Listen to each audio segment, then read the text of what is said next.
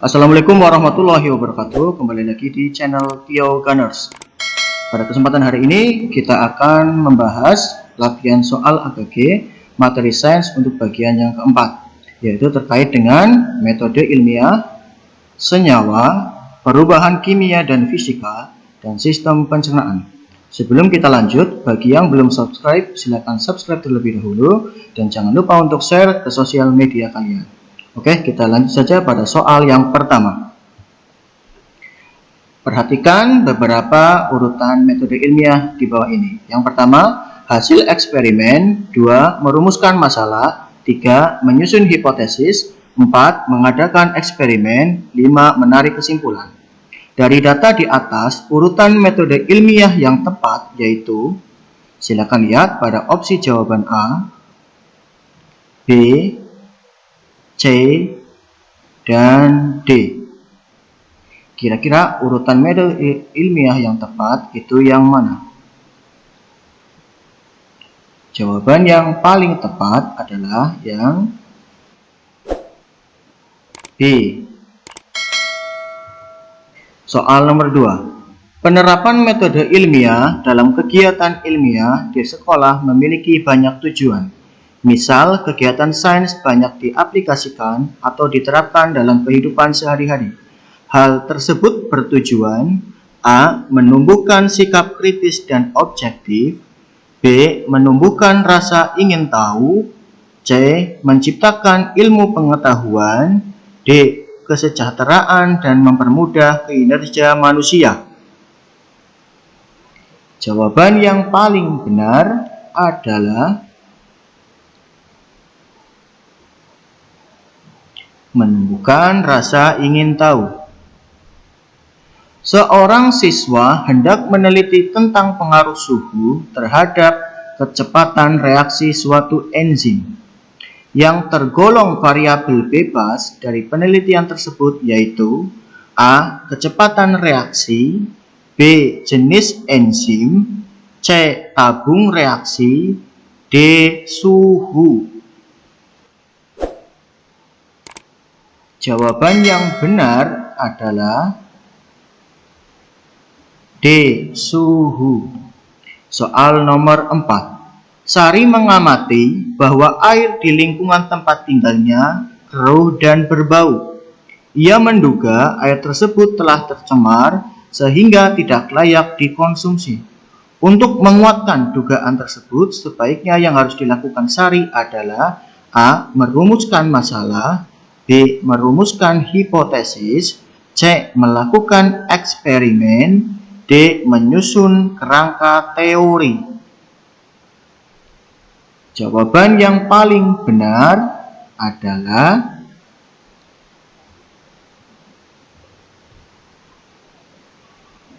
C. Melakukan eksperimen. Soal nomor 5. Pada saat berjalan-jalan di hutan, Adi mengamati sebuah fenomena yang menarik, yaitu adanya daun yang berbeda warna walaupun jenis tanamannya sama. Daun yang ternaungi pohon rimbun berwarna hijau kekuningan, sedangkan yang tumbuh di tempat terbuka hijau segar. Berikut ini adalah rumusan masalah yang dapat diajukan berdasarkan fenomena di atas. A. Apakah hubungan antara tumbuhan penaung dan tumbuhan yang ternaungi? B. Apakah intensitas cahaya berpengaruh pada pembentukan zat hijau daun? C. Apakah terdapat kompetisi antara tumbuhan penaung dan tumbuhan ternaung? D. Apakah tidak ada yang berpengaruh pada warna tersebut? Jawaban yang benar adalah B. Soal nomor 6. Air diisi dalam plastik, ditaruh dalam bejana. Dalam bejana tersebut ditaruh garam dengan banyak dan es. Akhirnya air dalam plastik menjadi beku. Mengapa air dalam plastik menjadi beku?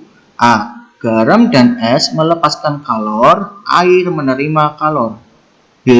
Garam melepas kalor, air menerima kalor. C. Es melepas kalor, air menerima kalor. D. Air melepas kalor. Jawaban yang benar adalah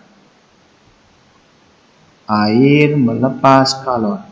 Soal nomor 7. Perhatikan data berikut ini. 1. Larutan garam. 2. Air cuka. 3. Air agi.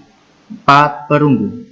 Di antara data-data di atas yang termasuk contoh senyawa adalah A. 1 dan 2, B.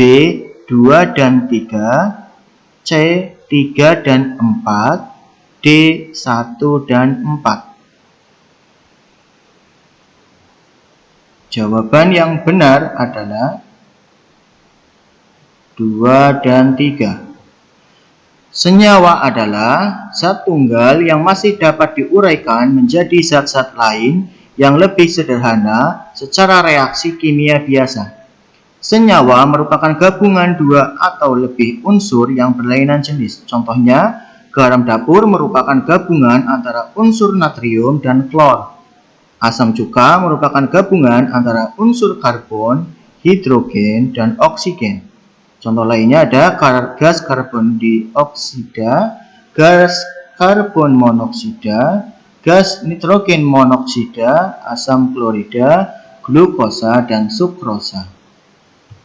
Soal nomor 8. Perhatikan sifat senyawa di bawah ini. 1. Terbentuk dari 2 zat atau lebih yang masih mempunyai sifat-sifat zat awan. 2. Dapat diuraikan menjadi bagian lain yang lebih sederhana. 3. Terbentuk dari 2 zat atau lebih dengan perbandingan massa tetap. 4. Dapat direaksikan dengan air. Sifat-sifat senyawa ditunjukkan oleh nomor A. 1 dan 2, B. 1 dan 3, C. 2 dan 3, D. 3 dan 4. Jawaban yang benar adalah C. 2 dan 3. Adapun beberapa sifat senyawa adalah sebagai berikut. Yang pertama, bisa terbentuk melalui proses reaksi kimia. Yang kedua, komponen penyusun yang ada pada senyawa memiliki suatu perbandingan tertentu yang sifatnya tetap.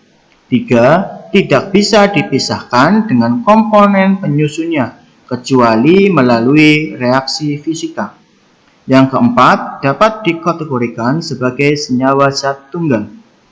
Yang kelima, memiliki sifat berbeda dengan unsur-unsur pembentuknya. Soal nomor 9. Perhatikan perubahan materi dalam kehidupan sehari-hari berikut. 1. Es mencair. 2. Lilin menyala. 3. Iodium menyublim. 4. Besi berkarat. 5. Fermentasi karbohidrat. Perubahan kimia ditunjukkan oleh nomor A. 1, 3, dan 5, B. 1, 4, dan 5, C. 2, 3, dan 4, D. 3, 4, dan 5. Jawaban yang benar adalah D. 3, 4, dan 5. Perubahan kimia adalah perubahan pada zat yang menyebabkan munculnya zat baru, contohnya seperti besi berkarat dan pembakaran kertas. Ciri-ciri perubahan kimia dapat dikenali dengan munculnya senyawa baru yang berbeda dengan senyawa penyusunnya. Perubahan kimia bersifat irreversible atau tidak dapat dibalik. Jadi, misalkan kamu punya sebatang besi yang berkarat, maka karat tersebut tidak bisa lagi dikembalikan lagi menjadi besi seperti semula. Contoh yang lainnya adalah besi berkarat, pembakaran kayu, metabolisme makanan dalam tubuh, pencampuran asam dan basa, telur yang dimasak, mencerna makanan dengan air liur, membuat roti, memanggang kue, pelapisan pada logam, baterai kimia, kembang api atau petasan yang meledak, dan buah yang membusuk. Soal nomor 10. Perhatikan perubahan materi dalam kehidupan sehari-hari berikut. 1. Buah membusuk. 2. Air yang mencair. 3. Memanggang kue. 4. Merobek kertas. 5. Pembakaran kayu. Perubahan fisika ditunjukkan oleh nomor A 1 dan 3, B 2 dan 4, C 2 dan 3, D 1 dan 4. Jawaban yang benar adalah 2 dan 4. Perubahan fisika adalah perubahan materi yang tidak diikuti dengan pembentukan zat yang baru. Contoh perubahan fisika yaitu es yang mencair, lilin yang menyala, mentega yang dipanaskan meleleh, spiritus yang menguap, dan besi yang ditempa. Soal nomor 11. Tidak semua zat-zat yang terdapat dalam bahan makanan akan mengalami pencernaan. Zat berikut apabila terdapat dalam bahan makanan tidak akan mengalami pencernaan adalah A. Amilum, B. Lemak, C. Vitamin, D. Karbohidrat. Jawaban yang benar adalah vitamin. Soal nomor 12. Proses pencernaan yang terjadi di mulut berlangsung secara mekanik dan kimiawi dengan menggunakan enzim sebagai katalisatornya. Zat yang diubah di dalam mulut dengan perantara enzim adalah A. Mineral, B. Lemak, C. Vitamin, D. Karbohidrat. Jawaban yang benar adalah D. Karbohidrat. Pencernaan manusia dibagi menjadi dua, yaitu ada pencernaan kimiawi dan pencernaan mekanik. Salah satu bagian pencernaan yang berlangsung proses pencernaan kimiawi dan mekanik sekaligus adalah mulut. Di dalam mulut yang berperan sebagai pencernaan mekanik adalah gigi dan lidah. Sedangkan yang berperan sebagai pencernaan kimiawi adalah enzim petialin. Enzim petialin berfungsi untuk mengubah karbohidrat yang masuk ke dalam mulut menjadi gula sederhana, sehingga nantinya karbohidrat dapat disalurkan ke darah dan berubah menjadi energi. Soal nomor 13. Organ-organ pada sistem pencernaan makanan manusia dapat dibedakan menjadi saluran pencernaan dan kelenjar pencernaan. Berikut ini organ yang merupakan saluran pencernaan sekaligus sebagai kelenjar pencernaan yaitu A. Lambung dan usus halus, B. Pankreas dan hati, C. Usus halus dan hati, D. Lambung dan hati. Jawaban yang benar adalah A. Lambung dan usus halus. Soal nomor 14. Daging, ikan, dan telur adalah makanan yang kaya protein. Agar dapat diserap oleh darah, protein dicerna secara kimiawi menjadi asam-asam amino. Tempat dan enzim yang berperan dalam proses tersebut adalah A. Mulut, petialin, B. Usus besar, renin, C. Usus halus, tripsin, D. Usus halus, pepsin. Jawaban yang benar adalah usus halus, enzimnya tripsin. Enzim-enzim yang ada pada usus halus yaitu enzim renin, enzim tripsin, dan enzim pepsin. Enzim renin mengubah protein menjadi kasein atau protein susu. Enzim tripsin mengubah protein menjadi asam amino. Enzim pepsin mengubah protein menjadi pepton. Soal nomor 15. Kelenjar yang menghasilkan getah yang mengandung enzim amilase dan lipase adalah A. Lambung, B. Pankreas, C. Usus 12 jari, D. Hati. Jawaban yang benar adalah